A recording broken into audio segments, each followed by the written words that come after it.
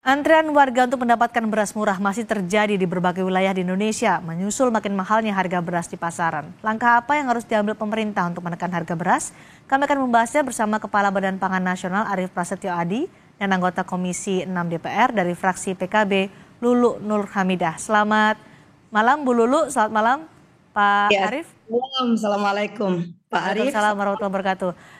Pak Arief, ini warga masih mengeluhkan harga beras yang masih tinggi, ada yang Rp18.000 per kilogram, Rp16.000, Rp17.000. Jadi sebenarnya bagaimana sih Pak kondisinya? Ya, terima kasih Mbak Cindy. Assalamualaikum Mbak Lulu, Waalaikumsalam sahabat warahmatullahi saya. wabarakatuh. Miss Ina. Begini Mbak Cindy, jadi tadi pagi saya cek langsung ke Pasar Induk Beras Cipinang, tentunya dengan seluruh stakeholders pangan, Satgas Pangan, Bulog, ya, kemudian teman-teman penggiling padi. Eh, kita semua memastikan bahwa stok beras di Pasar Induk Beras Cipinang itu angkanya di atas 34.000 ton, seperti yang disampaikan Pak Presiden tadi. Oke, Kemudian ada sedikit perbedaan dari kunjungan kita seminggu sebelum ini dengan hari ini. Hari ini kita lihat beras dari panen dalam negeri sudah mulai masuk. Mhm. Kalau kita cek minggu lalu, harga gabah kering panen GKP di beberapa tempat itu di atas 8.000. Jadi secara mudah kalau hitung-hitungan, memang harga beras itu apa kata harga gabah? Biasanya Oke, sekitar 2 kali lipat.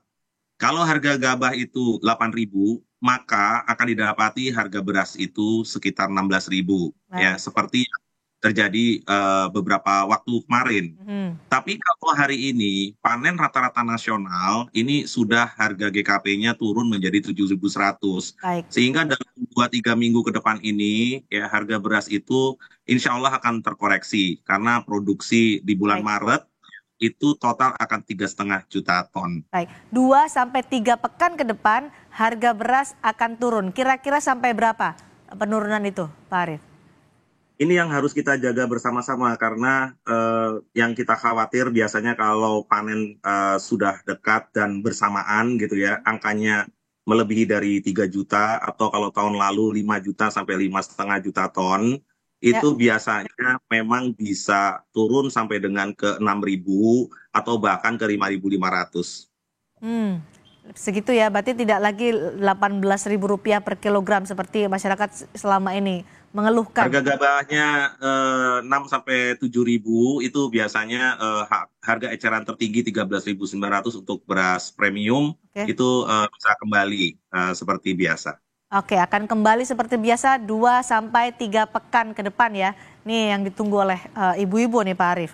Bu Lulu sempat menduga bahwa ada praktik kartel dengan pemerintah hingga menyebabkan harga beras ini mahal. Apa Ya, penjelasan Anda soal itu?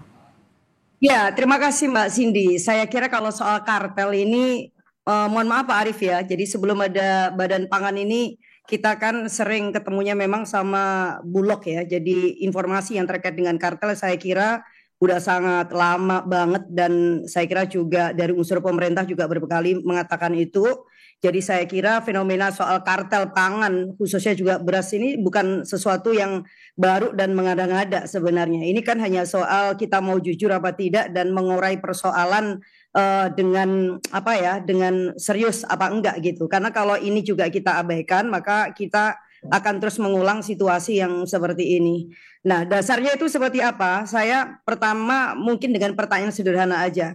Beras ini ada apa enggak? Saya nanya misalnya kepada teman-teman saya, kita ke pasar, beras itu masih bisa dibeli apa enggak? Ada barangnya apa enggak? Kalau kemudian ada barangnya, berarti tidak Oke, terjadi temuan kelangkaan, Anda? ya kan? Nah, kalau kemudian tidak terjadi kelangkaan, ini agak beda dengan misalnya minyak goreng. Berarti ada sesuatu. Kenapa kok kemudian harga beras itu tidak turun? Saya Oke. Pak Arief sempat nanya kepada pejabat BUMN pangan juga yang terkait dengan ini dan no answer ya.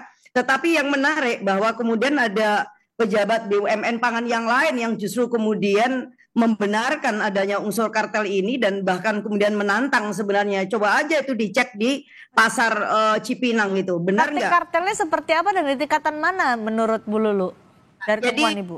ya karena memang penguasaan beras ini hanya dikuasain oleh beberapa perusahaan besar aja dan mereka bukan hanya menguasain di hilir ya, tetapi mereka juga menguasain sampai di hulu. Jadi hulu sampai hilir itu ada perusahaan-perusahaan swasta yang kemudian mereka menguasain baik itu di produsen, kemudian juga distribusinya, sampai kemudian grosirnya, sampai juga retailnya dan seterusnya. Ini bisa dibayangkan. Kita pada posisi sebenarnya waktu yang lama ya, sekian tahun itu memberikan penguatan kepada Bulog. Ayolah, Bulog ini kan BUMN pemerintah, jangan sampai kemudian kalah. Fenomena adanya perusahaan swasta besar yang memiliki misalnya rice mill yang jauh lebih canggih daripada Bulog, itu juga satu hal. Mereka juga punya gudang yang sangat besar, itu juga satu hal.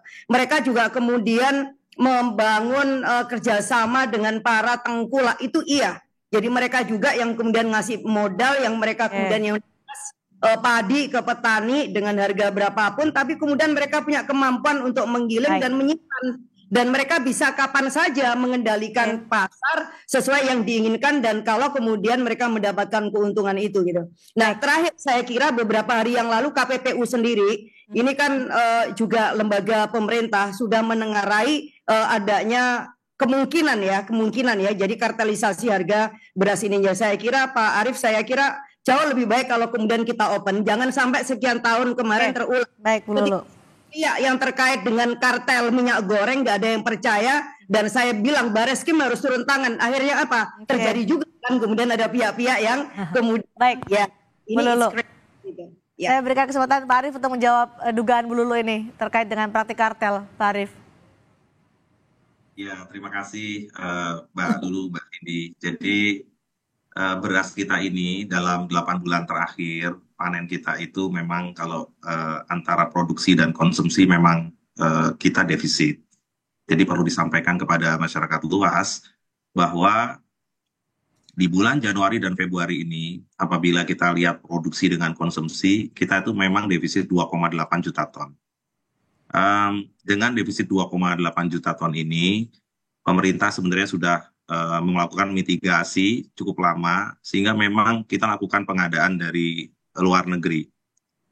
Cara melihat yang paling sederhana bahwa salah satu indikator adalah pasar induk beras Cipinang, ya, di mana pada saat 1-2 bulan terakhir ini memang pasokan dari dalam negeri itu sangat terbatas.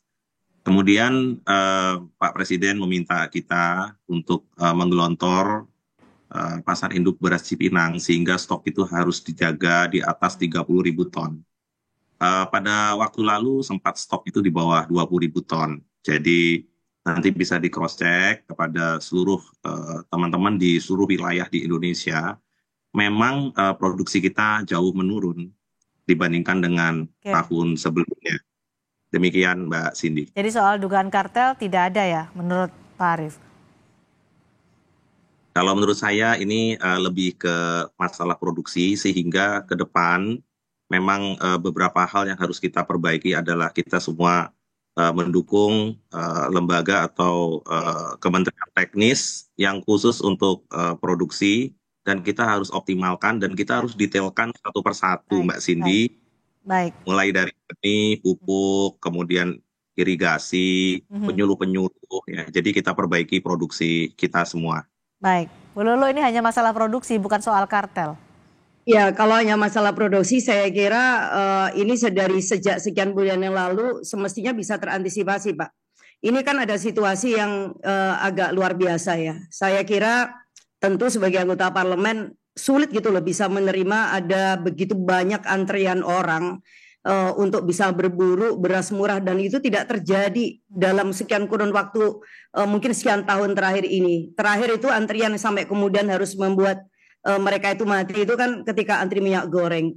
Ada apa begitu loh. Jadi di momen-momen politik, nah ini saya bilang kemarin sebenarnya nggak hanya tentang kartet ya. Jadi ada momen-momen politik yang selalu kemudian diikutin dengan peristiwa-peristiwa yang agak luar biasa. Nah apalagi kalau kemudian kemarin ini kan hitungannya begini Pak, kalau misalkan produksi kita ini memang berkurang, oke, satu hal, tapi kemudian juga ada penugasan impor, tetapi di sisi yang lain apakah kemudian tidak dihitung betul ketika harus menggelontorkan bansos dalam waktu yang bersamaan, bukan hanya dari unsur pemerintah, bahkan kemudian juga ada beras yang ada labelnya BUMN yang itu bisa dibeli dalam jumlah yang sangat besar dan itu kemudian dibagikan kepada masyarakat gitu. Padahal yang namanya periode atau kalender kebutuhan kita kan pasti udah tahu bahwa Maret ini juga akan ada Ramadan. Kemudian kita juga akan ada Idul Fitri. Sementara beras itu nggak mungkin bisa ujuk-ujuk datang dan ada dalam waktu 1-2 hari gitu loh.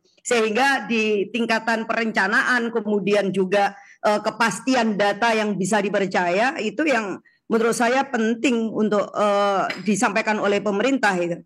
Kalau kemudian kalau ada situasi produksi kita memang turun, oke, satu hal. Tapi kenapa kemudian justru ada kebijakan yang sembrono yang dilakukan yang tidak mempertimbangkan bahwa situasi yang buruk seperti ini akan terjadi. Rakyatnya ada sudah meninggal loh Pak Arief. Bahkan ada anak yang kemudian ditinggal ibunya antri, kemudian dia kecebur sungai, dan kemudian yang satu itu meninggal dunia. Ini nggak benar. Baik, Pak Arief, kenapa pada saat produksi itu dinyatakan bermasalah atau menurun, justru ada jor-joran nih untuk bansos tadi seperti disebutkan oleh Bu Lulu? Khusus untuk bantuan pangan mungkin ya, bukan bansos ya. Bantuan pangan pemerintah dalam bentuk beras, karena ini tidak terkait dengan Kementerian Sosial. Jadi bantuan pangan dalam bentuk beras ya dilakukan oleh pemerintah jauh-jauh hari sebelum pemilihan kemarin ya, pemilihan umum. Ya, sehingga perlu disampaikan kepada publik bahwa ini dilakukan sudah jauh-jauh hari dan sudah terencana. Jadi bahkan tanggal 8 sampai 14 kemarin ya kami meminta kepada Pak Presiden supaya itu dihentikan ya, supaya kita menghormati event pemilu yang dilakukan tanggal 14. Sebagai contoh, setelah hari itu tanggal 15 kita semua cek pasar induk beras Cipinang. Pak Presiden juga berkenan hadir di sana bersama dengan beberapa menteri. Kemudian setelah itu kita lanjutkan lagi bantuan pangan ya. Dan mohon maaf perlu saya luruskan bahwa siapapun nanti yang presiden terpilih, ini bantuan pangan tetap akan ada ya. Jadi dari waktu ke waktu memang untuk desil 1, 2, 3 kalau sekarang KPM-nya itu ada sekitar 22 juta se-Indonesia, memang kita berikan bantuan pangan, demikian. Baik, Bu Lulu. Mbak Cindy, nah justru ini menarik gitu ya. Kalau kemudian pemerintah sudah rencana ini itu, sudah antisipasi, berarti kan udah dihitung ya Pak ya. Tapi kemudian begitu pemilu selesai jedar gitu ya, harga itu nggak masuk akal Pak. Sebenarnya kenaikan harga itu juga udah dimulai dari beberapa pekan ya, tetapi kemudian ini ternyata tidak turun, maka kenapa kemudian ada tengara di mana apakah kemudian ada kartel yang bermain di sini yang sengaja mengambil keuntungan, yang mungkin mengendalikan harga, yang menahan harga dan seterusnya. Ini adalah kerja pemerintah yang saya minta untuk ayolah kita buka-bukaan dan kalau memang ada ya dibongkar aja, karena apa? Ini justru akan memberikan kredibilitas pemerintah Pak. Baik, kita tunggu nanti. Pak Arief singkat saja untuk menjawab ini, singkat saja sebelum kita tutup. Ya, panen lokal kita memang terbatas, jadi hukum supply and demand itu memang demikian. Pada saat produksi kita rendah, maka kecenderungan untuk kenaikan harga gabah kering panen itu juga akan tinggi. Kenapa harus saya sampaikan demikian? Kalau nanti ke depan challenge-nya itu akan berbeda. Jadi nanti Mbak Lulu, Mbak Cindy, kalau kita lihat nanti 2-3 minggu ke depan, itu nanti challenge-nya adalah harga di tingkat petani akan rendah. Kalau kemarin karena produksinya rendah, harga di tingkat konsumen akan tinggi. Nah, pemerintah itu sudah sekarang memiliki cadangan pangan pemerintah. Ya, cadangan pangan pemerintah ini yang memang kita pakai untuk melakukan intervensi. Kalau melihat gambar yang tadi disampaikan, ya sebenarnya ini yang perlu diperbaiki adalah mekanisme. Jadi stok itu ada, harga juga ada, dan kalau harga panen lokal memang angkanya di atas 16.000 karena GKP-nya 8.000, tapi untuk beras yang diberikan intervensi oleh pemerintah itu harganya 10.950. Sampai 2-3 minggu mendatang menunggu harga turun, masih ada operasi pasar terus ya Pak Arief?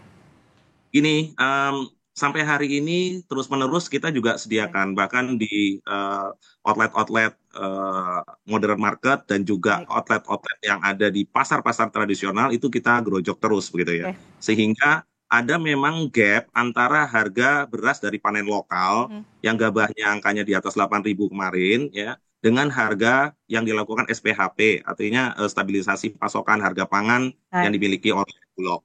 Baik, baik. Kita tunggu nanti 2 sampai 3 pekan ke depan harga beras tadi disebutkan oleh Pak Arief akan berangsur turun. Terima kasih Kepala Badan Pangan Nasional Arief Prasetyo Adi dan anggota Komisi 6 DPR dari fraksi PKB Ibu Lulu Nur Hamidah. Terima kasih sudah bergabung di Sapa Indonesia Malam. Selamat malam.